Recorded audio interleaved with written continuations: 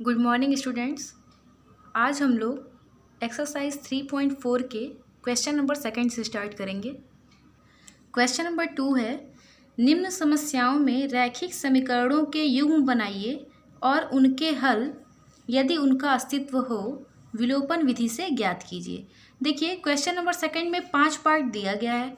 पाँचों में जो क्वेश्चन दिया गया है उसको सबसे पहले आपको क्या करना है, पढ़ना है ध्यान से, और उसके अनुसार आपको रैखिक समीकरण युग्म बनाना है। और जब रैखिक समीकरण युग्म बन जाएगा तो अगर उनका हल संभव हो, मतलब अगर उनका हल निकल सकता हो, तो आपको उन समीकरणों को विलोपन विधि द्वारा हल करके उसका आंसर लाना है। तो अब देखिए पहला पार्ट पढ़ते हैं। यदि हम अंश में एक जोड़ दें तथा हर में से एक घटा दें तो भिन्न एक में बदल जाती है। यदि हर में एक जोड़ दें तो यह 1/2 हो जाती है। वह भिन्न क्या है? देखिए जब भी भिन्न वाला क्वेश्चन रहता है तो सबसे पहले अंश और हर मान लेते हैं। तो क्योंकि आप लोग जानते हैं कि भिन्न किससे मिलकर बना होता है, अंश और हर से। अंश बटा हर जब कर देते हैं तो उसी को हम क्या कहते हैं, भिन्न कहते हैं। तो सबसे पहले अंश को हम क्या मान लेंगे, x, अंश को मान लेंगे x और हर को मान लेंगे y। तो उस कंडीशन में भिन्न क्या हो जाएगा, x बटा y। ये हमको पता है। तो जब भी भिन्न वाला क्वेश्चन रहे तो ये स्टेप आपका कॉमन रहेगा, क्योंकि कोई भी भिन्न बनाने के लिए पहले हमको अंश और हर मानना पड़ेगा। तो अब देखिए, अब हम चलते हैं कंडीशन पे कि कंडीशन क्या दिया है। तो कंडीशन ये दिया है कि जब हम अंश में एक जोड़ देते हैं और हर में से एक घटा देते हैं तो भिन्न क्या हो जाता है, 1। तो देखिए भिन्न क्या है, x/y। तो अंश में कहा जा रहा है, मतलब x में एक जोड़ना है और हर में से एक क्या करना है, घटाना है। तो जब हम लोग अंश में एक जोड़ दे रहे हैं और हर में से एक घटा दे रहे हैं तो ये किसके बराबर हो जा रहा है, 1 के बराबर। ऐसा क्वेश्चन में दिया गया है। अब क्या करेंगे, अब इसको सॉल्व करेंगे। तो देखिए यहाँ 1 है, नीचे भी क्या हो जाएगा, 1 हो जाएगा। तो तिर्यक गुणा कर लेंगे। जब तिर्यक गुणा करेंगे तो x+1 का 1 में गुणा होगा तो x+1 आएगा, बराबर y-1 का 1 में गुणा होगा तो कितना होगा, y-1। अब यहाँ जो y है वो पॉजिटिव है, लेफ्ट हैंड साइड में बुलाएंगे तो निगेटिव हो जाएगा। और यहाँ -1 पहले से है और यहाँ +1 है, इधर आएगा राइट हैंड साइड में तो -1 हो जाएगा। तो x - y = मिल जाएगा -1 कितना हो जाएगा, -2। ये हो गया इक्वेशन नंबर 1। अब सेकंड कंडीशन क्या है, क्योंकि रैखिक समीकरण युग्म बनाना है, इसका मतलब 2 समीकरण मिलना चाहिए। एक समीकरण मिल गया, दूसरे के लिए हम लोग दूसरा कंडीशन पढ़ेंगे। दिया है यदि हर में एक जोड़ दें तो यह 1/2 हो जाती है। मतलब ये दिया है कि अंश में कुछ नहीं कहा है, लेकिन हर में क्या किया जा रहा है, एक जोड़ दिया जा रहा है। तो ये भिन्न किसके बराबर हो जा रही है, 1/2 के बराबर। अब इसको भी तिर्यक गुणा करेंगे। तो जब 2 का x में गुणा होगा तो क्या मिलेगा, 2x बराबर y+1 का 1 में गुणा होगा तो y+1। अब यहाँ देखिए y राइट हैंड साइड में है, लेफ्ट में ले जाएंगे तो -y हो जाएगा, = इधर क्या था पहले से, 1। ये हो गया समीकरण 2। अब हमको समीकरण युग्म क्या हो गया, मिल गया। तो यहाँ पे हमारा पहला काम क्या हुआ, कंप्लीट हो गया, रैखिक समीकरण युग्म बन गया। अब दूसरा काम ये कहा गया था कि यदि इनका हल संभव हो तो इसको विलोपन विधि द्वारा हल कीजिए। अब ये कैसे पता होगा कि इसका हल संभव है कि नहीं, मतलब ये रैखिक समीकरण युग्म संगत है या नहीं है। तो उसके लिए आप लोगों को कंडीशन बताया गया था। तो देखिए इसको आप लोग रफली कैलकुलेट कर लीजिएगा। यहाँ a1 की वैल्यू कितनी है, 1, a2 की वैल्यू कितनी है, 2। तो a1/a2 कितना आएगा, 1/2। यहाँ b1 की वैल्यू कितनी है, -1। यहाँ b2 की वैल्यू कितनी है, -1। मतलब -1/-1 कितना होगा, 1 हो जाएगा। तो 1/2 आया था a1/a2 और b1/b2 आ गया 1। मतलब मिल गया आपको a1/a2 is not equal to b1/b2। इसका मतलब कि ये रैखिक समीकरण युग्म क्या है, संगत है। तो जब संगत है इसका मतलब इसका हल संभव है, और अगर हल संभव है तो इसको हम लोग क्या करेंगे, विलोपन विधि द्वारा हल करेंगे। तो विलोपन विधि द्वारा हल करना आप लोगों को बताया गया है। तो जब विलोपन विधि द्वारा हल किया गया तो x का मान आ गया 3, और जैसे ही x का मान हम लोग समीकरण 1 में रख देंगे तो y का मान आ गया 5। अब x और y का मान आपको पता है, और आपसे पूछा गया था कि भिन्न बताइए क्या होगा, तो भिन्न क्या था, x बटा वाई। तो यहाँ वैल्यू पुट कर देंगे x और y का, तो भिन्न क्या मिल जाएगा, 3/5। ये हो जाएगा आंसर। अब सेकंड पार्ट है, 5 वर्ष पूर्व नूरी की आयु सोनू की आयु की 3 गुनी थी। 10 वर्ष पश्चात नूरी की आयु सोनू की आयु की 2 गुनी हो जाएगी। नूरी और सोनू की आयु कितनी है। इसमें भी आपको 2 काम करना है। पहला तो रैखिक समीकरण युग्म बनाना है, और दूसरा रफली आप लोग पहले चेक कर लेंगे, उसका हल संभव होगा अगर, तो आप लोग क्या करेंगे, इसको जो रैखिक समीकरण युग्म मिला होगा उसको विलोपन विधि द्वारा हल करके x और y का मान निकाल लेंगे। तो यहाँ पे नूरी और सोनू की आयु पूछा है, तो नूरी की आयु क्या मान लेंगे, नूरी की वर्तमान आयु x वर्ष, और सोनू की वर्तमान आयु क्या मान लेंगे, y वर्ष। और इस तरह का रैखिक समीकरण युग्म बनाना आप लोगों को सिखाया गया इस तरह के क्वेश्चन का, तो उसी तरीके से आप लोग इसको स्वयं हल करेंगे। अब देखिए क्वेश्चन नंबर 3 क्या है, 2 अंकों की संख्या के अंकों का योग 9 है। इस संख्या का 9 गुना संख्या के अंकों को पलटने से बनी संख्या का 2 गुना है, वह संख्या ज्ञात कीजिए। देखिए जो संख्या होती है वो अंकों से मिलकर बनी होती है। जैसे अगर हम लिखते हैं संख्या 23, तो ये जो संख्या है वो 2 अंकों से मिलकर बनी है। कौन कौन से, 2 और 3, ठीक है। तो अगर जब भी हम लोगों को संख्या वाला क्वेश्चन सॉल्व करना होता है, तो एक चीज़ हमेशा ध्यान रखिए, जब भी संख्या वाला क्वेश्चन रहता है और उसमें अंकों का योग या अंकों पर आधारित कोई स्थिति दी गई रहती है, तो सबसे पहले अंक मानते हैं हम लोग। एक अंक हम लोग मानते हैं दहाई का अंक,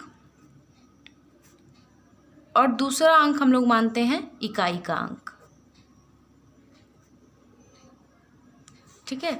अब देखिए इसमें इकाई का अंक क्या है, 3, और दहाई का अंक क्या है, 2।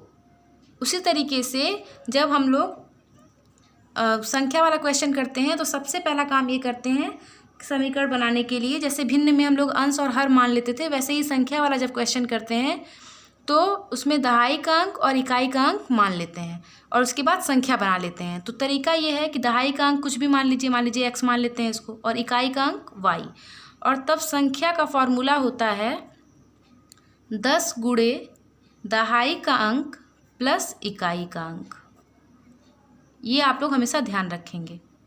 जब भी आप लोग दहाई का अंक और इकाई का अंक मानते हैं और उसकी सहायता से संख्या बनाना होता है, तो फॉर्मूला होता है 10 गुणे दहाई का अंक प्लस इकाई का अंक। जैसे अगर आप लोग को कहा जाता कि इकाई का अंक 3 है और दहाई का अंक 2 है, और आप लोग संख्या बताइए क्या होगा, तो संख्या का फॉर्मूला क्या होगा, 10 गुणे दहाई का अंक 2 प्लस इकाई का अंक 3, तो 10 दूना 20 और प्लस 3 कितना हुआ, 23। अब देखिए इस संख्या में इकाई का अंक कितना है, 3, और दहाई का अंक कितना है, 2। तो जब भी इकाई और दहाई का अंक आपको पता होता है तो संख्या निकालने का ये फॉर्मूला होता है। तो वही काम इसमें भी करते हैं। अब संख्या क्या मिल जाएगा हमको, 10 और x का गुणा होगा तो 10x हो जाएगा, प्लस इकाई का अंक क्या है, y। ये इतना काम हम लोग पहले कर लेंगे, उसके बाद आगे की कंडीशन पढ़ेंगे। जब भी अंकों और संख्या वाला क्वेश्चन दिया होता है तो हम लोग सबसे पहले दहाई का अंक और इकाई का अंक मान के संख्या बना लेते हैं, उसके बाद आगे की कंडीशन पढ़ते हैं। अब आगे की कंडीशन पढ़ते हैं, क्या दिया है, 2 अंकों की संख्या के अंकों का योग 9 है।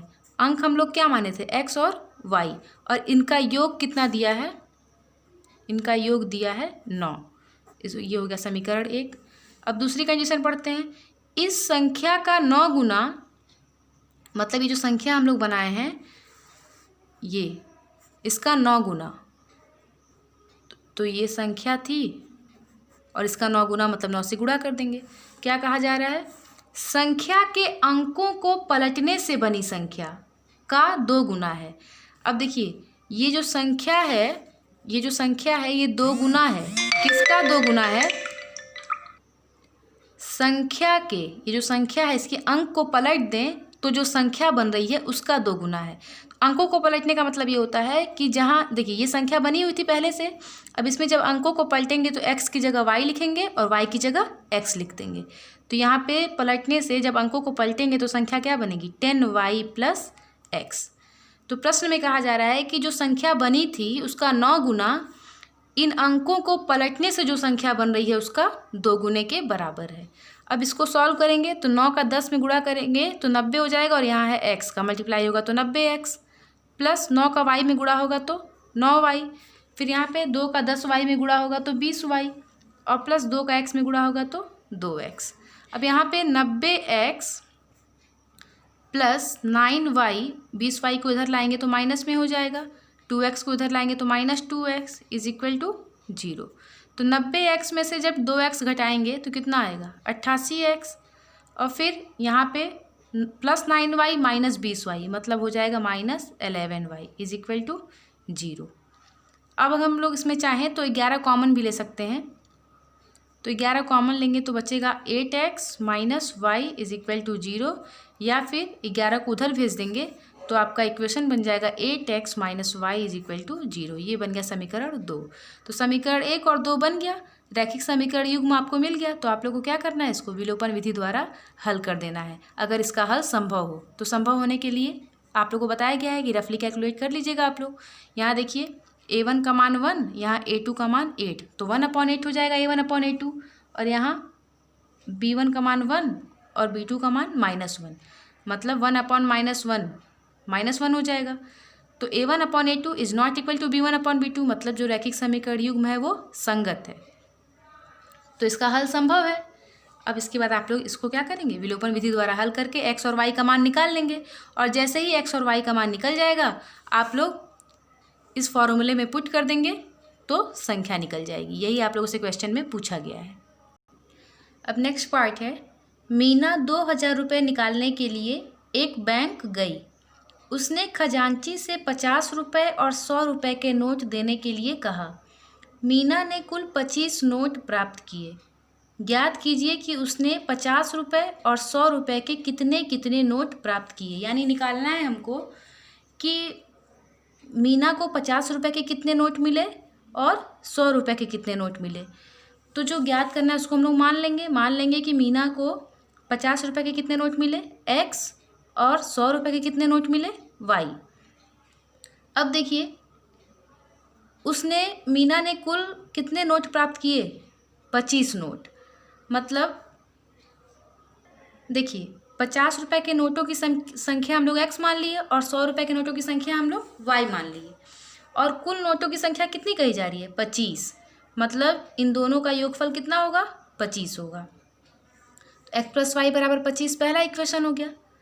अब दूसरा इक्वेशन क्या कहा जा रहा है कि वो कुल कितने रुपए निकाली, 2000 रुपये, 2000 रुपये निकाली है, जिसमें से कुछ मतलब जो x संख्या है वो 50 रुपये के नोटों की है और जो y संख्या है वो 100 रुपये के नोटों की है। तो देखिए अगर 50 रुपये का 2 नोट है तो आपसे पूछा जाए कितने रुपए हुए, तो आप लोग क्या करेंगे 50 में 2 का गुणा कर देंगे। अगर आप लोगों से पूछा जाए कि 100 रुपये के अगर 3 नोट हैं तो कितने रुपए हुए, तो आप लोग क्या करेंगे 100 में 3 का गुणा कर देंगे। तो देखिए 50 रुपये के हम लोग कितने नोट माने थे x, तो कितना रुपए होगा, तो क्या करेंगे 50 में x से गुणा कर देंगे। 100 रुपये के हम लोग कितने नोट माने हैं y, तो टोटल कितने रुपए होंगे 100 में y से गुणा कर देंगे। और ये टोटल कुल मिला करके कितने रुपए निकालना था मीना को 2000। देखिए x नोट 50 रुपये का था और y नोटों की संख्या किसकी थी 100 रुपये की। तो जब हम लोगों को टोटल 2000 पता चला कि ये मीना ने टोटल कितना निकाला 2000, तो 2000 रुपये इसके बराबर होगा। तो अब क्या करेंगे, इक्वेशन क्या बनेगा 50x प्लस 100y बराबर 2000। अब इन सब में से 50 कॉमन ले लेंगे, 50 कॉमन ले लेंगे तो यहाँ बचेगा x प्लस 2y बराबर 2000। 50 को उधर भेज देंगे तो हो जाएगा x प्लस 2y बराबर 2000 बटा 50। 50 से ये काटेंगे तो आएगा 40। तो इक्वेशन आपका क्या बन जाएगा दूसरा वाला, x प्लस 2y बराबर 40। ये हो गया समीकरण 2। अब समीकरण युग्म बन गया। अब आप लोग को इसको विलोपन विधि द्वारा हल कर लेना है। देखिए पांचवा पार्ट क्या है, किराए पर पुस्तकें देने वाले किसी पुस्तकालय का प्रथम 3 दिनों का एक नियत किराया है तथा उसके बाद प्रत्येक अतिरिक्त दिन का अलग किराया है। तो सबसे पहले तो यहाँ तक ये जो लाइन दी गई है क्वेश्चन में, इसका क्या मतलब है ये समझिए। इसमें ये कहा जा रहा है कि कोई पुस्तकालय है, तो किसी पुस्तकालय द्वारा 3 दिन के लिए अगर आप लोग बुक लेते हैं तो 3 दिन का एक फ़िक्स किराया है और उस फिक्स किराए को अगर मान लेते हैं हम लोग X रुपये। 3 दिन के लिए अगर वहाँ से कोई बुक लेता है, बुक रखी जाती है अपने पास 3 दिन के लिए, तो उसका एक फ़िक्स किराया है X रुपये। लेकिन जैसे ही 3 दिन से अधिक दिनों के लिए बुक रखा जाता है तो उसके लिए अलग किराया है। तो जो अलग किराया है उसको हम लोग क्या मान लेंगे? Y रुपये। अलग किराए का मतलब क्या हुआ? जैसे अगर 3 दिन के लिए बुक रखी जाती है तो X रुपये आपको देना पड़ेगा। अगर कोई 4 दिन के लिए बुक रख लेता है तो उसको कितना किराया देना पड़ेगा? 3 दिन का जो फिक्स है वो तो लगेगा ही, इसके अलावा जितने दिन एक्स्ट्रा रहेगा 3 दिन से, उतने दिन के हिसाब से मतलब 1 दिन का अतिरिक्त किराया कितना लगेगा? Y रुपये। तो देखिए 4 दिन के लिए अगर बुक रखता है कोई तो 3 दिन से कितना एक्स्ट्रा हुआ? 1 दिन। तो उस 1 दिन का किराया कितना होगा? Y रुपये। तो कुल टोटल किराया कितना लगेगा 4 दिन के लिए बुक रखने का? X प्लस Y रुपये। अब देखिए अगर मान लीजिए कोई 7 दिन के लिए अपने पास बुक रख लेता है, तो 7 दिन के लिए अगर बुक रख लेता है तो इसमें देखिए 3 दिन का तो फिक्स है और उससे कितना दिन एक्स्ट्रा जा रहा है? 4 दिन।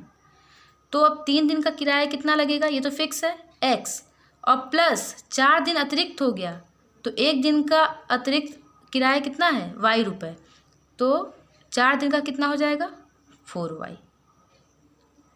इस तरीके से किराया लग रहा है। अब देखिए आगे क्या कहा जा रहा है। सरिता ने 7 दिनों तक एक पुस्तक रखने के लिए 27 रुपये अदा किए, जबकि सूजी ने एक पुस्तक 5 दिनों तक रखने के लिए 21 रुपये अदा किए। नियत किराया मतलब जो फिक्स है तथा प्रत्येक अतिरिक्त दिन का किराया ज्ञात कीजिए। मतलब आप लोग को ये निकालना है कि जो 3 दिन का फिक्स किराया है, नियत किराया है, वो कितना होगा और जितना दिन अतिरिक्त रखा जाता है तो प्रत्येक अतिरिक्त दिन का कितना किराया होगा। तो अब देखिए जो निकालना है वो मान लेते हैं। नियत किराया हम लोग कितना मान लेंगे? X रुपये। 3 दिन का नियत किराया X रुपये मान लेंगे। प्रत्येक अतिरिक्त दिन का किराया कितना मान लेंगे? Y रुपये। मतलब 3 दिन से जितना भी दिन एक्स्ट्रा होगा उसमें पर डे कितना किराया लगेगा वो बताना है, तो वो हम लोग कितना मान लेंगे? Y रुपये। तो देखिए 3 दिन का नियत किराया हम लोग कितना माने? X रुपये। प्रत्येक अतिरिक्त दिन का किराया कितना मान लिए? Y रुपये। मतलब अगर 1 दिन एक्स्ट्रा हो रहा है 3 दिन से तो Y रुपये लगेगा। 2 दिन एक्स्ट्रा हो रहा है तो 2Y लगेगा। 3 दिन एक्स्ट्रा हो रहा है तो 3Y रुपये लगेगा। उस हिसाब से देखिए इक्वेशन क्या बन रहा है। कंडीशन के अनुसार दिया गया था कि 7 दिनों तक पुस्तक रखी थी सरिता ने अपने पास, तो उसका कितना किराया था? 27 रुपये। तो 7 दिन तक रखी है तो 3 दिन का किराया कितना है? X रुपये। फिक्स है ये। और 7 दिन में 3 दिन से कितना एक्स्ट्रा हो रहा है? 4 दिन। तो जो एक्स्ट्रा किराया लगेगा 4 दिन का वो कितना लगेगा? 4Y, जो किसी में जुड़ जाएगा। और ये टोटल मिला करके उसने कितना रुपये दिया? 27 रुपये। तो इक्वेशन बन जाएगा X प्लस 4Y बराबर 27। ये हो गया समीकरण 1। सूजी ने पुस्तक को 5 दिनों तक रखा और कितना रुपये दिया? 21 रुपये। तो 5 दिनों तक मतलब 3 दिन तो फिक्स है, तो 3 दिन का किराया कितना होगा? X, और 3 दिन से कितना एक्स्ट्रा हो रहा है? 2 दिन। तो 2 दिन का किराया जुड़ जाएगा तो 2Y इसमें जुड़ जाएगा और ये किसके बराबर हो जाएगा? 21 रुपये के बराबर। और ये हो जाएगा समीकरण 2। अब रैखिक समीकरण युग्म मिल गया है। इसको आप लोग को विलोपन विधि द्वारा हल करके X और Y का मान निकाल लेना है। और जब X और Y का मान निकल जाएगा तो 3 दिन का नियत किराया का मान निकल जाएगा और प्रत्येक अतिरिक्त दिन का किराया का मान निकल जाएगा। यहाँ पर आपका एक्सरसाइज 3.4 कंप्लीट होता है।